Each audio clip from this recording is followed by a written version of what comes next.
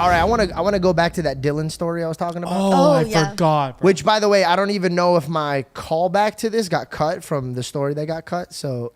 Oh, smart. Yeah. We've been doing a lot of cutting. We've been this episode. A lot of cutting. Bro. We've cut a lot out of it. Jesus. Mostly because of Bell. Yeah. Bell's been reckless. Bell's been reckless. He started back 9 times, and then right before this, you made it real. Yes, and then right before this, decides to share something that it's like, man. No fucking way. Tell them what you cut. Tell them what you cut. He goes, "Oh, I'm gonna read this. If these were text messages between us." If this was the last thing that I read before one of us died or something like that. And then goes on to read like random messages from the both of us from like weeks ago that I don't even know which message he's going to read. And just not appropriate whatsoever. Like what? I had no idea you were reading random text messages between us that I would never want shared. I'm upset I had to listen to all of it. Yes. To be honest. Like what? Anyways, go on. So Bell's had a lot of cuts in this podcast. I did have one for obvious reasons. But there's one story that's not going to cut is because he's not even here to back himself up. Fuck yeah. Dylan, the producer of Impaulsive. This man he has a great personality. Very bubbly, very excited, very just enthusiastic about life. But when Dylan is caught in a very frustrating moment, the inner New York in him comes out aggressively, bro. Really? Aggressively, bro. When he's like on a time crunch and he's like in producer mode, yeah, he could be a little cutthroat. Huh. We're throwing bags into the car, right? And I'm just gently putting it in. And he's in a rush and he throws his bag in that wheel part, slams in this dude's like trunk.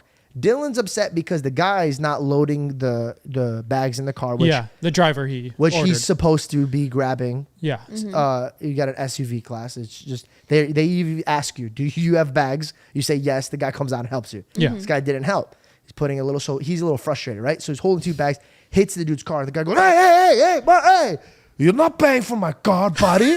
Like that. And Dylan goes, God, man, it was just a little bump. Don't worry about it. Don't worry about it. He goes, I'll worry about it. It's my car. And Dylan's like, don't worry about it. Charge the car if it's a fucking problem. And the guy's like, okay, there's no fucking problem. It's my car. And bro, they're just going at it. And I'm like, no fucking way, bro, right?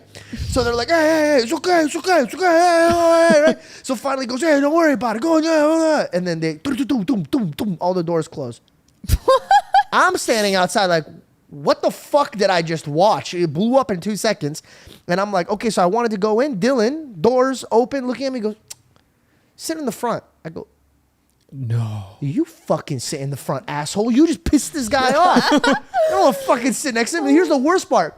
They threw so many bags in, and I was so caught off guard. I'm holding my duffel bag, and I'm like, I don't even want to put my bag in this car. Trunk? He closed the trunk. There's no room for my duffel bag. So now I have a backpack and a duffel bag. In the front seat? Like this. Oh, no. I'm just looking over to the guy, and I swear to God, this dude is like this. He gets in the car.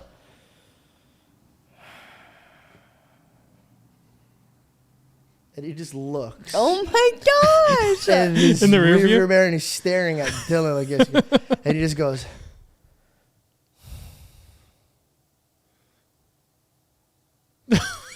Oh my God. He turns to me. Again, I'm like this. I'm so sorry, sir. He's in a rush right now. He's a very nice guy. He's very, very nice. Dylan, apologize to the nice man because we're in a rush and I need him to know that you're a nice guy. Doesn't miss a beat. Dylan, George, stay out of it. I already said I'm sorry 5 times. Either wrap it up, let's fucking go, get over it, or pull over. And I was like, oh my. And the guy's just staring at me like this. And I go, he's frustrated right now. Hasn't had a meal. I promise you, he's a good guy. Now, if we could just get going, that would be great. The whole ride. Dude, imagine 15 minutes. I can't even get on my phone because my phone is in my pocket and there's 80 pounds on my lap. So I'm like, guess who's on his phone? Dylan, Caleb. They're in a group chat. Bing. Bing. Oh, in your pocket. Bing. Bing, bing. I can't know what's the conversation about. I know they're talking about the driver. And he knows too. They're giggling while there's. That's the problem. He knows. This is him now. 100%. This is him. No. Oh, that's just awful. Slows down, looks at me, and he goes, I'm thinking. What? Swear, I'm not lying. He goes, I'm thinking. And I'm thinking was like, I'm thinking of pulling over and dropping you guys off. Killing y'all. Yeah. Yeah. And I go, sir, we're really close. I deeply, I'm sorry. Like, and if you do want to charge the card for any problems, like, you know, we get there. Happy Dylan comes because now we're making the plane. Sir, listen, sir, I'm sorry. Okay. I'm sorry. I was just in a little rush, a little misunderstanding, but we're good now. We're good. And the guy just, This is how he I'm talks. not even kidding. He just looks at me and goes, looks back at me, and I go, he goes, winks at me. Aww. So yeah, that was the most uncomfortable Uber ride I've ever been a part of. Actually, that's not true. I've been in some pretty shitty Uber drivers. Yeah. Inside of them, actually. Having sex with them. Just, I'm so sorry. I'm really off today. Are you okay, bro? I said Like, inside of an Uber driver. revert to the moment. So I thought it would be funny. That section ended, and I was like, huh, I wonder how he's going to transition out of this one.